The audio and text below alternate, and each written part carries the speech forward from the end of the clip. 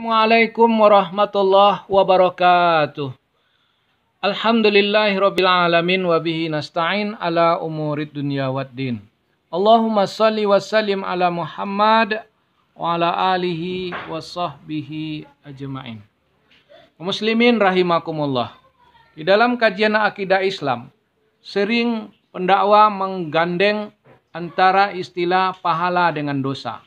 Dan diyakini bahwa di yaumil mizan kelak, di hari pengadilan Allah kelak, akan ditimbang, dicari berat dosa dan berat pahala. Mana yang lebih berat dosanya ketimbang pahalanya.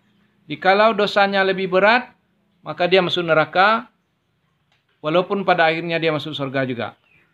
Demikian sebaliknya. Kemudian sebentar lagi akan masuk bulan Ramadan, pendakwah akan sibuk dengan iming-iming adanya penghapusan dosa. Betulkah dosa itu bisa dihapus? Ini adalah pembohongan publik di kalangan umat Islam. Oleh sebab itu, mari kita lihat apa hakikat dosa yang sebenarnya. Di dalam Al-Quran, tidak ada dikenal istilah dosa. Demikian juga di dalam hadis.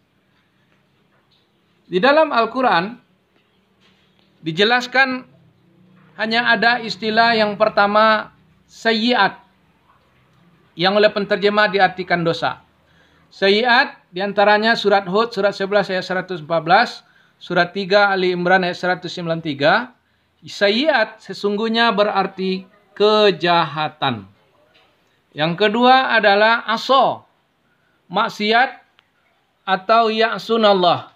Dalam surat Al-Ahzab 33 ayat 36, ya'sunallah artinya adalah mendurhakai Allah. Mendurhakai Allah. Kemudian yang ketiga adalah ta'addu hududallah. Dalam surat 65 Talak ayat 1, surat 2 Al-Baqarah ayat 229. Ta'addu hududallah artinya adalah melanggar undang-undang Allah. Nah, turunan dari ketiga istilah ini dalam Al-Quran disebut dengan yang pertama adalah ismun, yang juga diartikan dosa, yang mana ismun yang sesungguhnya adalah pekerjaan yang mendatangkan kemudaratan, baik langsung maupun tidak langsung, baik pada diri sendiri maupun kepada lingkungan. Kemudian yang kedua, khotoya. Dalam surah 2 Al-Baqarah ayat 58, khotoya, akhto, khita'an, itu artinya adalah kesalahan atau perbuatan yang tidak sesuai dengan aturan Allah. Kemudian yang ketiga adalah junahun. Junahun ini mana yang sesungguhnya adalah kesalahan yang berhubungan dengan norma-norma atau moral. Nah, junahun adalah perbuatan yang tidak bermoral. Kemudian yang keempat adalah zanbun. Zanbun juga diterjemahkan dosa, sebagaimana junahud, sebagaimana khotoya, dan sebagaimana ismun. Semua istilah yang berbeda ini tetap diartikan dosa oleh penterjemah. Sesungguhnya zanbun itu adalah kesalahan yang berhubungan dengan kriminal. Seperti pembunuhan. Baik pembunuhan manusia dewasa maupun aborsi. Atau pembunuhan bayi. Ini disebut dengan istilah zanbun.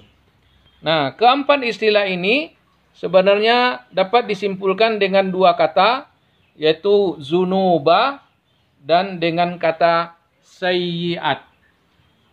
Maka tidak ada istilah penghapusan terhadap sayyiat dan juga tidak ada istilah penghapusan terhadap zunub.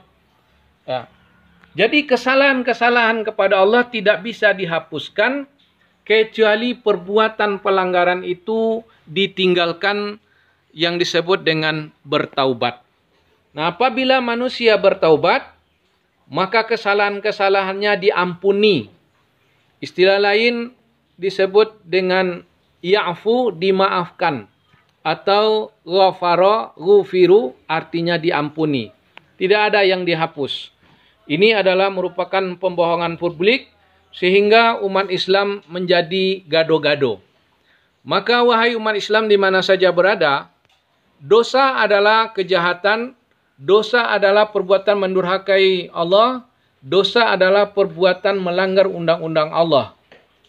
nyata-nyata dia adalah mendatangkan mudarat, dia adalah kesalahan, dia adalah perbuatan amoral, dan dia juga perbuatan pelanggaran terhadap hak-hak asasi manusia atau kriminalisasi. Nah, dosa ini tidak bisa dihapus, saudara-saudaraku tercinta. Dosa atau pelanggaran undang-undang Allah ini tidak bisa dihapus, dia hanya bisa ditaubati atau merevolusi diri. Tinggalkan semua perilaku yang melanggar undang-undang Allah, maka kembali kepada undang-undang Allah, Al-Quran menurut sunnah Rasulnya, maka insya Allah pertobatan Anda akan diterima oleh Allah. Fa'tabiru ya ulil absar la'allakum turhamun. Wassalamualaikum warahmatullahi wabarakatuh.